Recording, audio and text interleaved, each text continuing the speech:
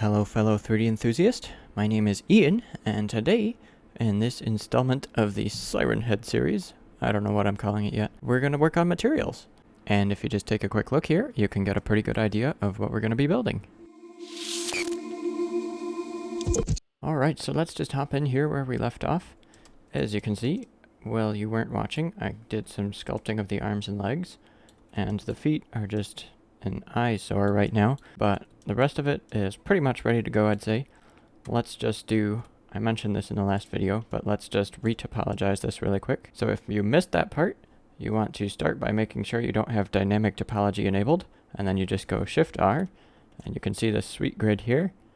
And the farther to the left you move your mouse, the lower poly it will remesh it, and then the farther to the right, the higher poly it'll remesh it. And as you can see, I've put quite a bit of time into detailing this, so let's just go somewhere fairly far over to the right, like that. And then once you left click, that won't do anything, and what you have to do then is go Control R, and that will think about it for a second, and then it will remesh your topology and turn it into quads. Alright, so let's just hit Tab and go back into Object Mode, right click and Shade Smooth. Now we've got this nice kind of detailed looking thing here. We can start slapping materials on. I'm going to go into the Shading tab, and I'm also going to render this out in cycles. So I'm going to go to the camera here and then go cycles. Take a look here. That's pretty gray looking. Let's switch this lamp to be a sun lamp. So select that. And the lamp settings, sun. And that is a really high strength for the sun. So let's turn that down to something like 4. And just so we can kind of see what we're doing a little bit better, if we go to the world settings and switch the color to be a sky texture. I don't know how to pronounce these, but I'm switching it to this one because I think it looks cool. Everything looks like cotton candy all of a sudden. If we kind of move this ball around, then you can kind of get an idea of what might be going on in the sky. Let's just turn the strength down a tiny bit, and we can see pretty well what we're doing. A nice happy orange scene to go with our freakish monster. Now the actual material work, after setting stuff up, if we go new material, that's a good start. And let's just call this material skin. Basically what I'm going to be creating this skin out of is a whole bunch of textures. And if you're ever wondering where to find textures, there's a few really nice websites. I've got CC0 textures open at the moment. And also there's a really nice bark texture on texturehaven.com. And these are both websites that provide textures for free, so you don't have to worry about paying, and they're super high quality, which is really nice. And they provide all the maps that you need. You can just hit all maps, and then I did 2K. You can do whatever the heck you want. If you want to go 8K, you can get some gnarly detail in there. Go for it. So I downloaded those textures, and now I'm going to start working on building up my material. This is a fairly simple process, but I'll just walk you right through it. So first of all, we want to have a texture, and go image texture.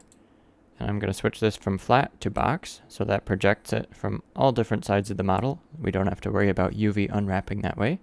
And then if you go open, and just find where you stored it. Let's start with the bark. I'm going to grab my diffuse map here. That's the one with color in it. And just going to duplicate that and keep on getting some textures. Let's go roughness map next, and then duplicate once more. I'm using Shift-D to duplicate nodes, by the way. And open, let's see, let's go bump map. Duplicate once more. And one more, let's do the normal map. Alright, so these textures all have little slots in this principled BSDF shader, and you can pretty much just match them up. So color goes into base color, roughness goes into roughness here, and then bump doesn't have a section here, but that's alright, we'll figure that out in a second here. These two textures are a little bit special. They have their own nodes they go into. If you go Shift-A and then Vector, and use the bump node, and then we can also go Vector and Normal Map. So the Normal Map just goes right into the color here, and this normal goes into that normal there, and then this normal goes into that normal there. And then our bump texture will just go into the height on this bump node. So with all that feeding into the texture here, let's take a look. It's probably going to be pretty derpy, just because these don't have any texture coordinates, which is understandable. They're not plugged into anything here. So let's do that. Let's select this one at the top here, and with the add-on Node Wrangler enabled, you can just go Control-T, boom. Now if we grab these and just kind of move them into the middle here, we can feed the vector into all the vectors of the textures here. Very nice. And let's switch this texture coordinate to be generated and drop that into the vector on our mapping node. Alright, just a few more things we have to change with these texture nodes. If we turn up the blend value, that will really soften up the edges of where the textures are projecting from all sides. If you want to see that in action, we can take a look at this here. This is with no blending, and you can see these really harsh seams here. And then once we turn up the blending a little bit, those seams start to go away, which is probably something we're going to want. If you turn it up too much, you can just get this blurry crap, so don't do that. I'd say maybe around a 0.25, and then with this, you can just hover your mouse over that value and go Control C, and then once you go to the other textures, you can just hover your mouse over those, Control V, and that just pastes in that value. Alright, so our textures are all matched up. If you go Control and Shift and view this principled shader, you can see we've got something that is not half bad. It's a little bit wonky here, and the reason for that is just because our model here is so long that the Z is really stretched out. So that just doesn't look very great at the moment. If we go into our mapping node here and turn up the Z value, you can actually see we get something that looks quite a bit better if we turn that to like a 3. Yeah, look at that. Nice. It looks kind of like an Ent or like Groot at the moment, but that's okay. We'll switch that up in a little bit here. The reason I'm going for a kind of bark tree texture is because often Sirenhead is mistaken for trees, but also I've heard in descriptions, I don't know where they came from, but I've heard in descriptions that it's also got kind of a rusty looking skin. And we can do that pretty easily. If we just drag to select all of this and go Shift D, that will duplicate it, and we can keep that over there for a hot sec. But before we work on that, let's reselect what we got here and go Control G, and that will just group it into a nice little group. If you go N, that will pop up this side panel here, and then if you go Tab, that goes back out of the group, and you can see we've just got this little thing here. And that is our nice bark shader. Now if we take this node group and go into Item here on the menu and Properties, you can rename it if you want. I'm just going to call that bark. Cool. I'm going to make this window a little bit bigger here and go Control Space. And then with this mess, all we need to do is just switch out the textures that we've got going into them. So if we start at the top, this is a diffuse map. I've got my rust texture down here. And by the way, I'll link these textures in the description so you can find them. But let's just start with our color map here. And then let's find our roughness map. That'll be here. And then instead of bump, I think since we got this from a different website, it doesn't have a bump map, but it's got this map called displacement, which is pretty much the same thing. So we can just use that. And then also, let's grab that normal map. Here you go. And when you're messing with metal textures, there's another map that you can use, and that's usually called something like the metallic or metal. If you look at our shader here, it's got this value here for turning up the metal. If we look in our texture folder once more, we've got metalness. That's a weird name. But if we plug that into the metallic, and we use the vector from our mapping coordinates, that will tell it where it should be metallic, which is cool. Now we've got this crazy looking rusty beast going on here. It looks kind of like a chicken wing, actually. A metal chicken wing. Alright. If you can hear my computer in the background, it thinks it's a spaceship right now, so it's like... But anyways, let's take this and just select all of these metallic parts and go Control G once more. Turn that into a group, and Tab to go back out of that.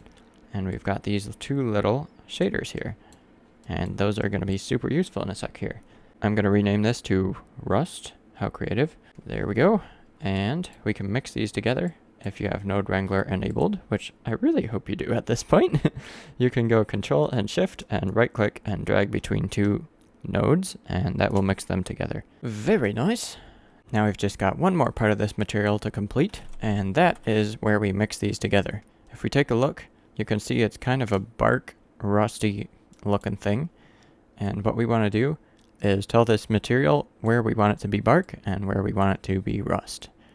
And we don't want it evenly distributed because that looks lame, although actually it looks kind of cool, but it also looks lame, so let's not do that. So to get this differentiated, what I'm going to try and do is make it so that the parts that are kind of sticking in are going to be rust, and then the parts that are sticking out are going to be the bark material. So it kind of looks like it's got an outer layer of bark almost. So to achieve this, what we're going to want to use is the geometry node, which you can find by going Shift A, Input, and Geometry. And that's got a whole lot of inputs, but what we want is the pointiness node here. And if we just go Shift A one more time and go Converter, Color Ramp, we can drop the pointiness into the factor here.